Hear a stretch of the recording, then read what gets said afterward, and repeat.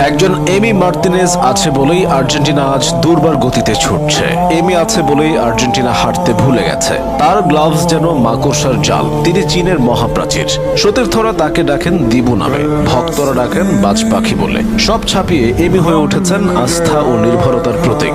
আর্জেন্টিনার জার্সিতে তিনি যতগুলো ম্যাচ হেরেছেন তার চেয়ে বেশি ট্রফি জিতেছেন। মাস্টারমাইন্ড কোচ স্কালোনির ট্যাকটিক্স কোনো কাজে আসতো না যদি এমিলিয়ানো মার্টিনেজ নামের কেউ না থাকতো।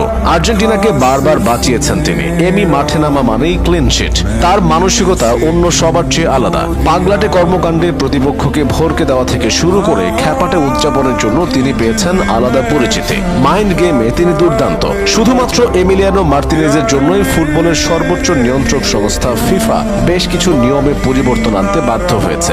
এখন থেকে গোলকিপাররা পেনাল্টি নিতে আসা প্লেয়ারের মনোযোগ নষ্ট করার মতো কোনো কাজ করতে পারবেন না। পেনাল্টি নেবার সময় বাড়িয়ে দেরি করিয়ে দেওয়া যাবে না। গোলকিপাররা গোল পোস্ট এবং নেট ছুঁতে পারবেন না। একজন এমি মার্তিনেজ আছেন বলেই এত সব কাণ্ড ঘটছে। অথচ এই পথটা তার জন্য সহজ ছিল না। কেমন ছিল মার্তিনেজের উত্থানের পেছনের গল্পটা? কিভাবেই বা হয়ে উঠলেন সেরাদের সেরা? মার্তিনেজের জীবনের বেশিরভাগ কেটেছে যাযাবরের মতো। সুদূর আর্জেন্টিনা থেকে আর্সেনালের বয়সভিত্তিক দল নিয়েই ইউরোপের ফুটবলের সাথে পরিচয় তার। তবে মূল দলে নিয়মিত সুযোগ পাচ্ছিলেন না। 2014 বিশ্বকাপের ফাইনালে মারিও গোটজের শেষ মুহূর্তের গোলে স্বপ্ন ভঙ্গ হয় আর্জেন্টিনার।